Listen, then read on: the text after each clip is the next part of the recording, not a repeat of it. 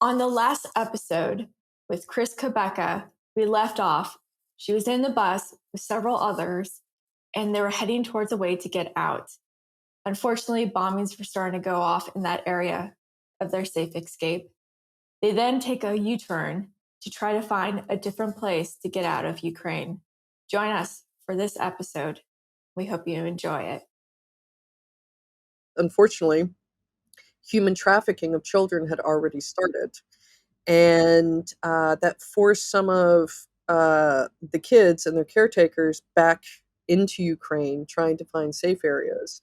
And in one particular case, because we couldn't get them out, they ended up going back to Mariupol, and about 50 cases were in that theater that got bombed, even though they had a sign on the outside, "Don't bomb children inside." Yeah. And all because of a wiper virus. They could have had the opportunity to get out.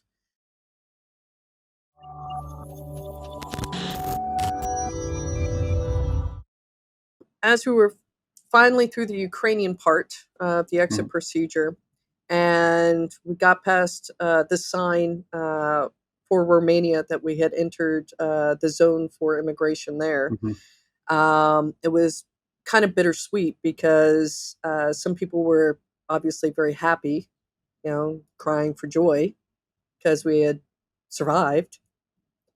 But at the same time, Mikhail got a phone call as we're in that line that the godparents of his children had been killed. Ouch. That can be devastating. I mean, I've heard loads of similar stories, and that's what's really hurting. And just watching such an amazing people that this happening to, it's difficult to kind of even relate to and see how you can actually experience that. Yeah. So then Frontex, which is kind of like the EU border guard, sort of, they ended up interviewing me with the Romanian authorities as to gather any sort of intelligence on what was going on the other side. I notified them of the wiper virus and why things were slowing down. They were like, "Oh, that explains a lot." And they asked me if we had to pay any bribes, which I said no, because they had gotten intel from some other Westerners, Americans, having to pay around $1,000 each to get through the border. Okay. And then they asked, how did this guy of fighting age get out? And so I explained the story, and they were like rather shocked because they hadn't seen any men get out. Yeah. So one of the things I had promised the passengers, I had this little mini of champagne from the minibar. And as soon as we were out, we were going to have each a little tiny sip. So we ended up doing that. And it also turns out that one of the Romanians with us is possibly the most famous Romanian, to the point where the SMUD emergency volunteers were like, "Can we take a picture with him?" So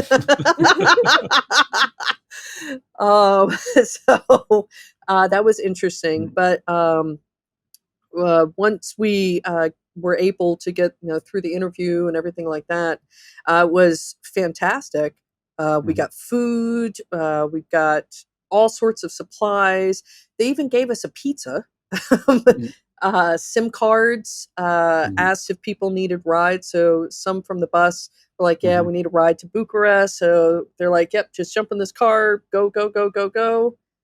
It was really great. And luckily, some of my American friends from this very late night call I do every week had arranged with some of their friends in Bucharest, and they got me and the other family a hotel room about an hour south of Siriet. And we all took a shower. They were going to meet me for dinner, but I fell asleep. I was so tired. After that couple of days would be really exhausting. Oh yeah, not just physically but also mentally, because lots going through your mind as well. So. Oh yeah, definitely. And I woke up at about 2:30 in the morning local time, and got a message from a friend, some former special forces friends, and they were like, "Hey, we got this guy Maurice in Mykola, Ukraine, and he can't get out. Can you help him get out?" And I was like, "Yeah, sure." Whoever this Maurice person was, Maurice Creek, I don't follow basketball. Yeah, but I think it wasn't. I remember they were in Kharkiv or somewhere even further deep than you were. So I mean, that's quite significantly closer to the Russian border as well. Yeah. I think it was Kharkiv, wasn't it? That's where they were located. Yeah, we had some people in Kharkiv, Sumy, Mhm. Kherson. Mhm. Yeah. And their experience was even worse because when we tried to get the people out of Kherson and Mhm. Sumy, by the time they figured out what was going on, the Russians were already there because they were so close Mhm. to the border. Yep, and they can quickly circle those towns. I mean, I think Kharkiv is only 30, 40 kilometers from the Russian border, Yep. so it's quite close, and can you've already quickly overtaken. But it's yeah, not much time to react. No, no, not at all. Especially in the case of the international students, Hmm. they're not from Ukraine. And suddenly they got caught up in this whole mess. Some as young as 16, some with families because they were doing medical studies there Hmm. for a while, or other, different types of studies. A lot of computer science people, by the way. Hmm. Yep. And, what do you do, especially if, there's thousands of you, like in the case of Sumi, Hmm. and the university there did not have time to react quickly enough to get people out. Right. So a question of what? So I was recently at the first conference, which is all about. It's the Forum for Incident Response and Security Teams, and I got to listen to the Ukrainian search, kind of their story into what happened, and it was really kind of listening to kind of the things that they were dealing with in the lead up. Even as early as even the beginning, early January, where a lot of what looked to be ransomware attacks, but as you mentioned, they were secretly wiper. They actually were not ransomware; they were ransomware in disguise, but actually, they were intentionally for wiping systems. What types of services were you experiencing like impact? I remember because when I was listening to that story from the Ukrainian CERT team, it brought back memories from me from back in Estonia in 2007. I started seeing similarities, and it was very similar. You had government offices, you had the telecommunications, the news were impacted, the financial ATMs. What types of kind of services? What was kind of completely offline, and what was kind of sporadically still working? Some of the things that ended up being completely offline, and this was very unfortunate, were um, they ended up wiping the orphan database, so children in Okay. care. Hmm. And this became really bad because um, there were, a good deal of Hmm. orphanages in Yeah, Ukraine. Ukraine has quite a lot. Even with a good friends of mine, actually adopted an orphan from Ukraine quite 10 plus years ago. I'm just familiar that Ukraine does have a significant large orphan population, so it's that's devastating to hear that you don't know your heritage anymore or kind of where you came from. That can be you know tough for many people. Yeah, and Yeah, also and surrogates too. yeah, Yeah. A lot of children from surrogates in Ukraine. Hmm. yeah. So it made it extremely difficult to get those children out Hmm. of direct fire. Even like one of the organizations I was working with was trying to arrange putting them in care homes in Poland and in Romania, etc. But they couldn't get over the border because, unfortunately, human trafficking of children had already started. And that forced some of the kids and their caretakers back into Ukraine, trying to find safe areas. And in one particular case, because we couldn't get them out, they ended up going back to Mariupol, and about 50 cases were in that theater that got bombed, even though they had a sign on the outside, "Don't bomb children inside." Yeah. And all because of a wiper virus. They could have had the opportunity to get out, Hmm. and they weren't permitted. And it also led to issues especially in the east, for these humanitarian corridors. If the Russians showed up with buses, they then forced them over to the Russian side. And Yep. so there's, I think, over 200,000 children who have been taken to Russia. And some of them might no longer have identities and can't prove that they were Ukrainian.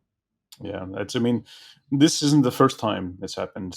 Even if you hear, from Estonia, there's the lost, hundreds of thousands of trains that took people from Estonia to Siberia back in, I can't remember what years, but where people actually, shipped off to Siberia to do hard labor. And it's hearing that young children, don't know eventually where they've come from. It was just, it's unfortunate that in this year in society that those things continue to happen. Yeah, no, definitely. I mean, it's almost as if there's, these playbooks that occur when Hmm. it comes to Russia, the telecom, the banking, Yep. trying to wipe identifications out any way, shape, or form, taking people, taking Hmm. children, trying to affect any sort of satellite communications. That's another thing. They tried to take out Zelensky's satellite Hmm. communications, but the way that everything is interconnected, it ended up affecting the French space agency, Hmm. a ton of wind turbines in Europe, and also maritime traffic, because that's one of the ways that the large vessels communicate. Yep. DPS and satlinks. Yeah. Yeah. So, it affected much more than just Ukraine. Yeah, that was one thing that I raised with NATO, was that these kind of down, supply, types of attacks were, and there was quite a few of them that came through. Ultimately, I think it was the financial sector and communications that ultimately affected. I think it was Latvia and Lithuania, and I was raising the whole Article 5, question at the time. Eventually, I do get NATO's kind of response, especially from the cyber perspective. They did put a statement up, that indicating that there is a certain, it's not just a cyber attack happens in a NATO country, but it does have to have certain severity and a certain impact to society, which is where that kind of the response was. But I was glad that they actually made a response, because otherwise you're left in this gray, unknown area. But well, what if you do have a cyber attack? Is NATO ever going to respond?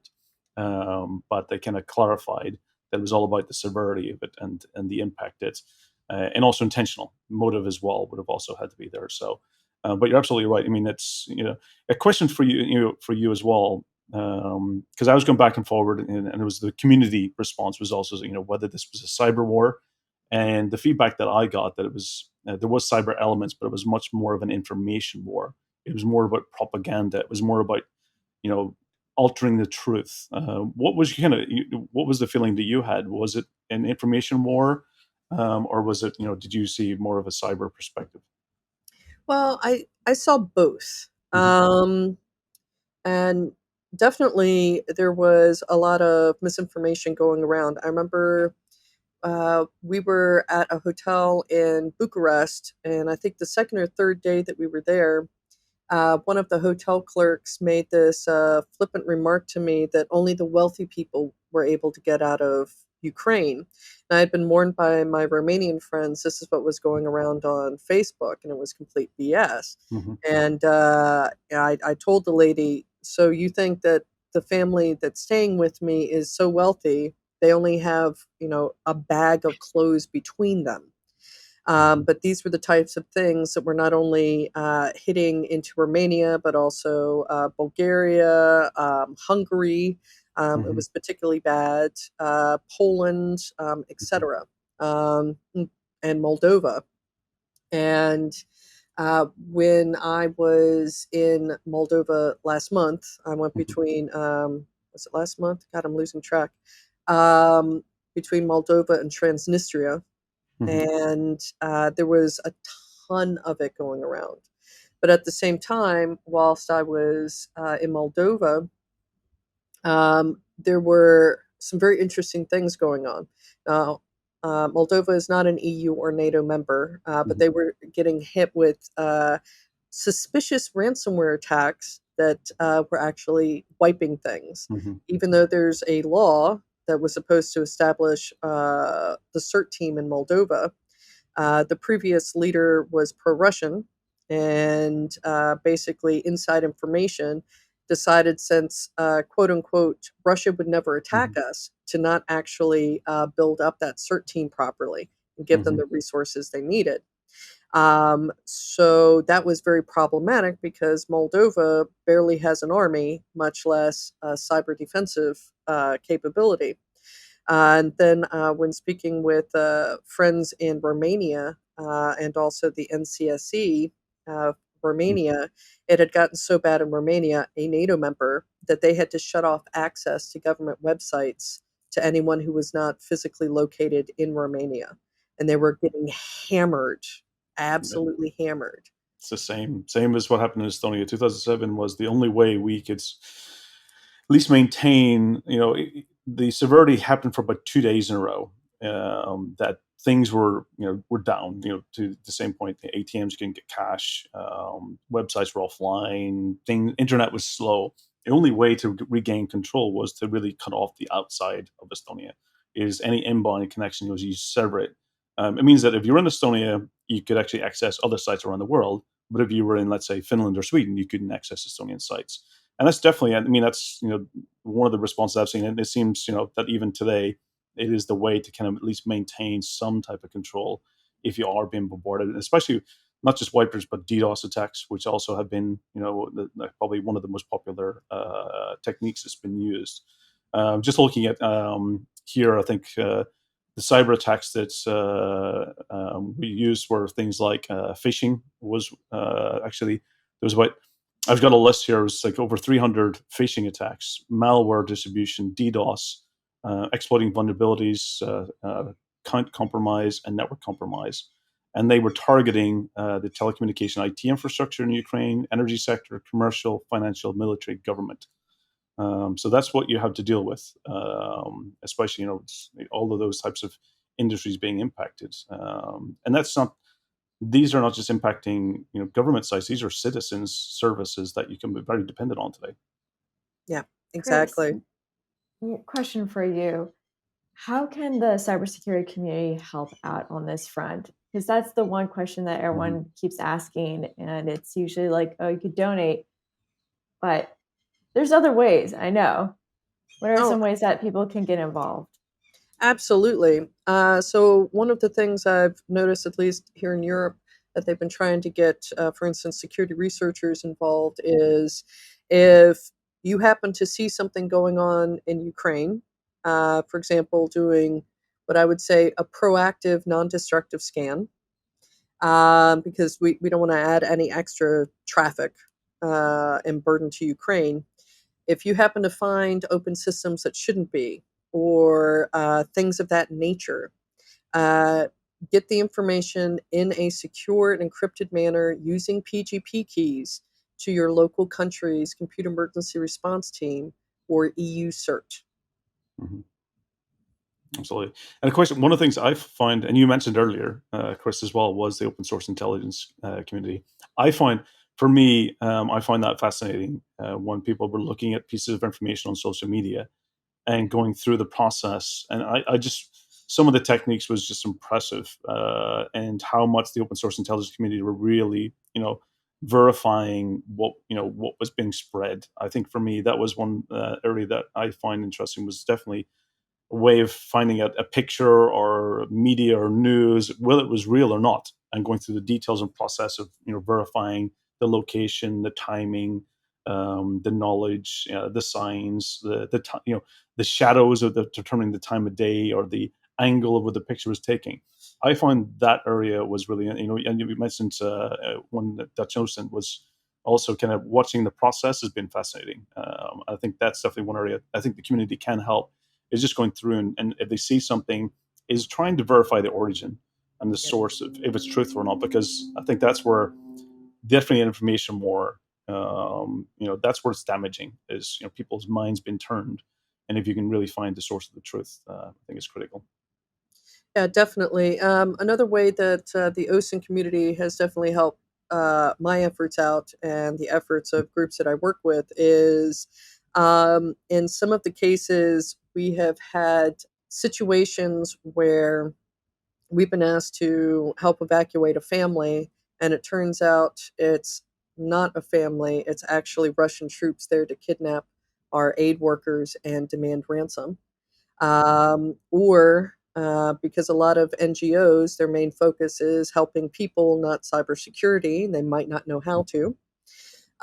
We've also had situations where there were real families, but Russian troops got to them first and they were found murdered. So another way that people can help out is if you have the skills and the determination, directly contact some of those NGOs who are doing work and say, hey, I'm a cybersecurity person. How can I help you secure your stuff? Because they've been getting hit with malware, surveillanceware, disruption of communications. And then for that verification piece of trying to make sure people are actually there is a great thing. And also, some of the aid workers have been hit with really bad slander suddenly on social media, especially Facebook.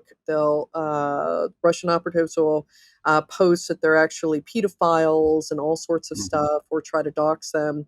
So people can help out by watching out and lending their skills. Yeah, troll factories are definitely. I mean, we had Jessica Ada on a while back, who wrote the book about Putin's trolls and was the journalist from Finland who uncovered the whole background into it, and that was a fascinating, just kind of And unfortunately, she became the target of the troll factory, and watching how they operate and how they spread, malicious content is shocking, and it's seeing people becoming victims that it's tough on their lives, so it is.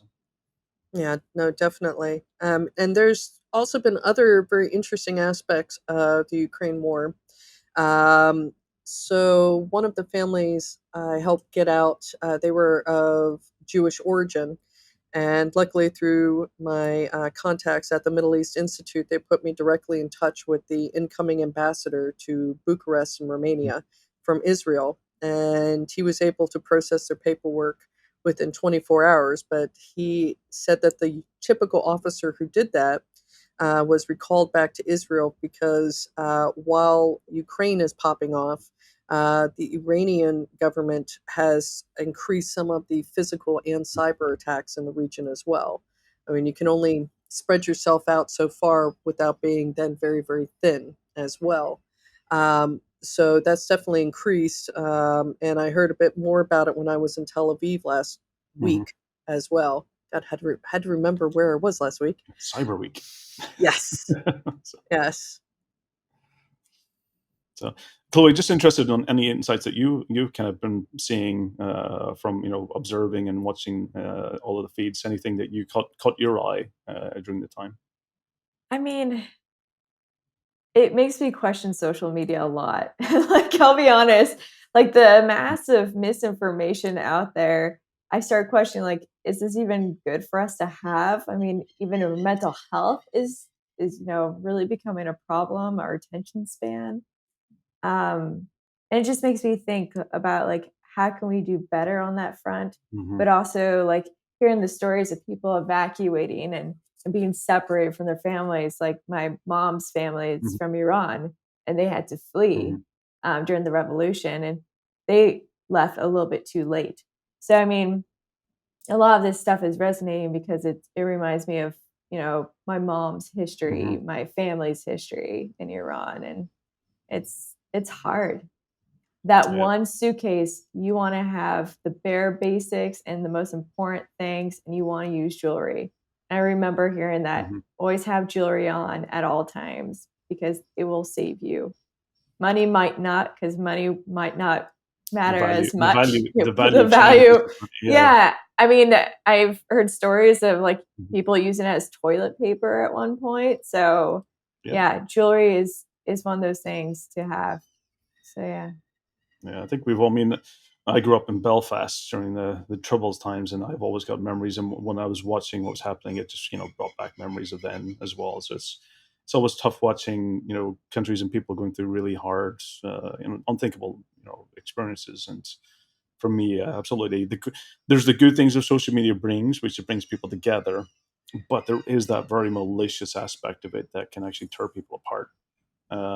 So and the question is that is the good overweigh and provide the positive, that kind of negate the evil part of it. I struggle with it as well. So Chloe, I'm with you. It's the aspects. I think for me, it's always about social media should be really classified as news, and it should be controlled, and definitely they should have ways of showing the origin of information. Where did it originate from, and how verified can they make it? Just like you have verified accounts, they have to merely go down to the point of verifying the source of information, and otherwise people will take the majority of it as the truth, where it's unfortunately not. Yeah, and news, Yep. sensationalized news. Well, I think that's another big one. Yeah. And so, Chris, what's next for you?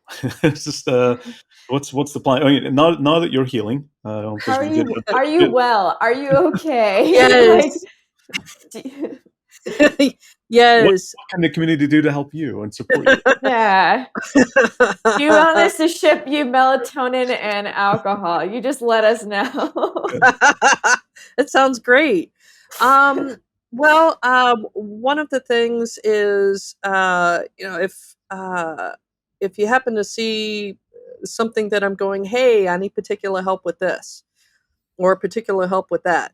I might not obviously put the whole story out on social media, but be sure to respond if you happen to have those skills, because this is still ongoing, and there are still tensions in certain areas. Like, I was in Transnistria for Victory Day, of all things. One of the times I was there, it was surreal. I definitely, got exposed to completely different people than I was used to. But I think that's also a good thing. Also, on the social media front, like, Chloe, try to make sure that before you go, hey, let me spread this thing out, that it's actually real, because that's quite important. Because once it gets picked up by the algorithms, no matter how fake it is, it can become real to a lot of people. It can also be latched onto by various conspiracy folks, like Q is very big into this. There are one of the channels I monitor is a QAnon channel, and let's just say they don't believe that there's an actual war. And there's all sorts of things they believe. Try not to feed into that, because it's an easy trap to fall into, where somebody picks up your social media, runs with it, and then a whole bunch of people, it can be terrible, absolutely terrible. So yeah, think about how your information can be used by evil. Everything you do, everything you say, it's crazy. You have to be careful. Also, they say like fake news and lies spread faster than actual truth. Unfortunately, the algorithms, it's all about when you get it's the impact and impression it makes. It's not the actually verification of the information itself that the algorithms like. It's the impression it makes. And unfortunately, it's the fake news that's focused on the impression than it is the reality. And it's always the things, for me, that watching how the algorithms do not support the truth, unfortunately. So absolutely. And I mean, Chris, it's amazing hearing your story. And I think, for the audience, definitely is a lot of lessons learned here about, definitely how, one is, that is still happening, as you mentioned. Other news is unfortunately overtaking, the majority of what's happening there in Ukraine. And I think this is something that we have to just keep supporting and keep the focus on and keep, voicing about what more we can do. And I think absolutely Chloe brings up the important point of, where the social media side of things, we really do have to make sure that what we are sharing, that we think about 2 times before doing, sharing something, or re-quoting something or mentioning something, that we really have to make sure that what is the impact of this.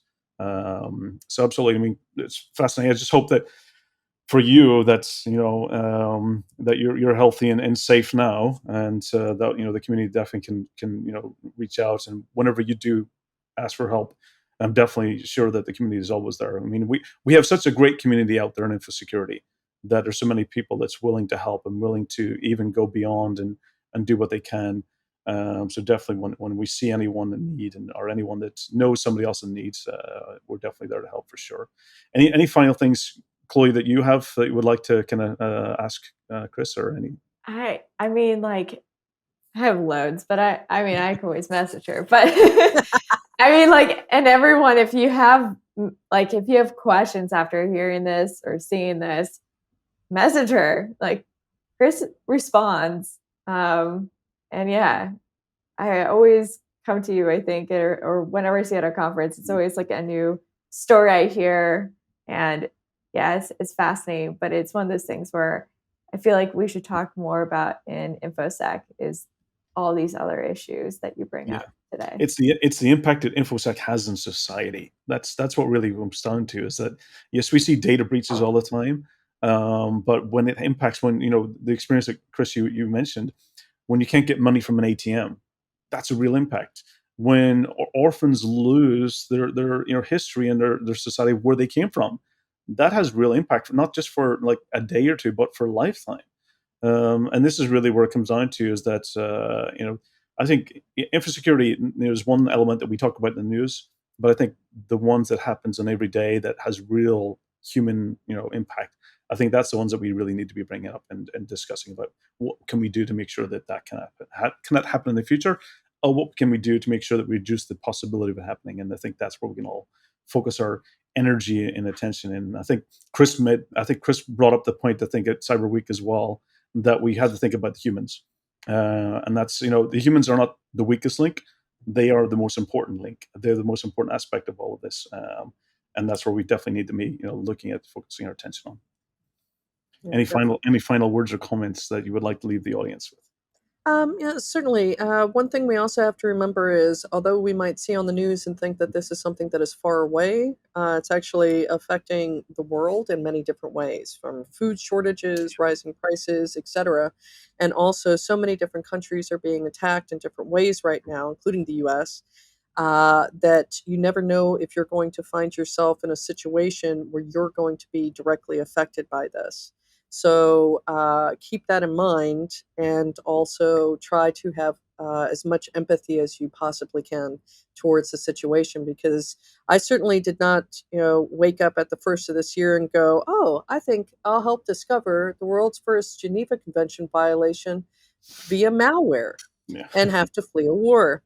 So you don't know what's going to happen, especially since, digital weaponry gets proliferated around the world and moves at the speed of light.